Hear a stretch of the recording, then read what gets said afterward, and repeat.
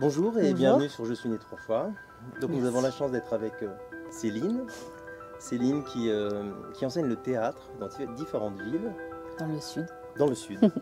Donc je me présente, je m'appelle Céline Manchon, je donne des cours de théâtre, je suis comédienne, j'ai aussi fait de la danse et du chant. Et je propose des cours de théâtre dans lesquels j'essaye de donner un espace pour l'épanouissement de chacun. Voilà. Est-ce qu'on peut parler d'art-thérapie? On peut, on peut toujours. Ouais. Voilà, c'est vrai que le théâtre propose tellement d'exercices et c'est un espace d'expression, donc forcément d'expression de soi.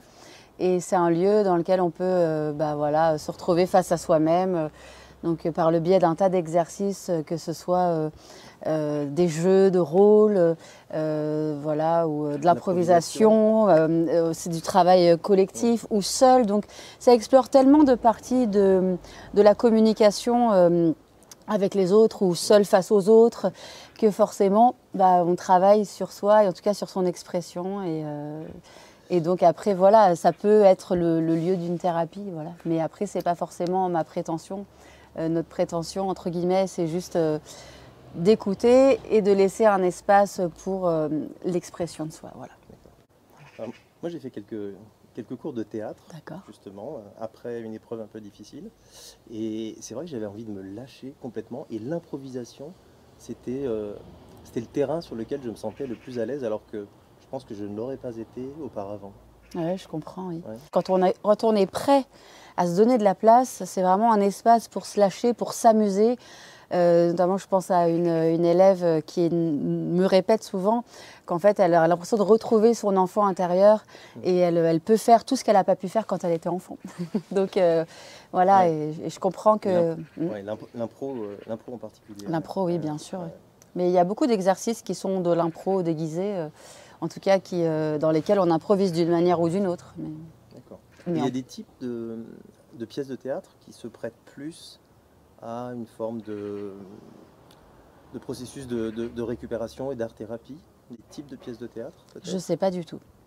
Si je dis, moi, ce qui me viendrait comme ça, ce serait tout ce qui est peut-être tragique.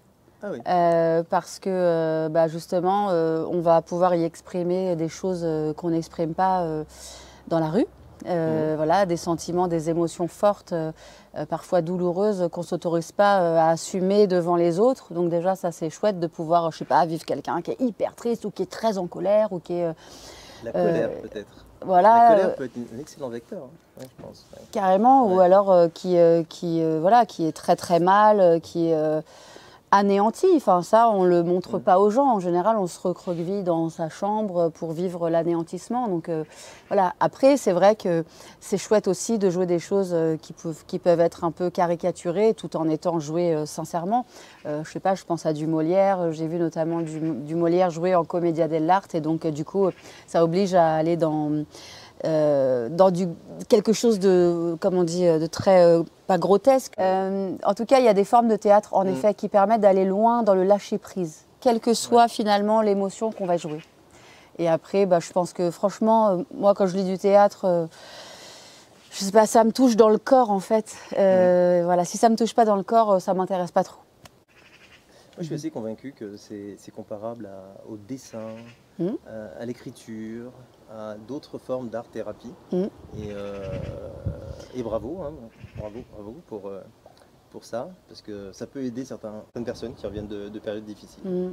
Ça me fait penser, l'écriture ou le dessin, en effet, je trouve que c'est aussi lié au corps. Enfin, je veux dire, on lâche un peu le cerveau et puis on se laisse aller, on part dans le voyage. Dans l'expression de soi à nouveau, mais peut-être par un autre biais que tout le corps et la parole. Ça peut être en effet la main, voilà, et puis l'imaginaire, quoi. L'imaginaire, c'est un espace qu'on propose aussi un peu au théâtre, mais par exemple l'écriture, oui, ça propose d'aller ailleurs que dans sa vie ou alors dans la vie, mais sublimée.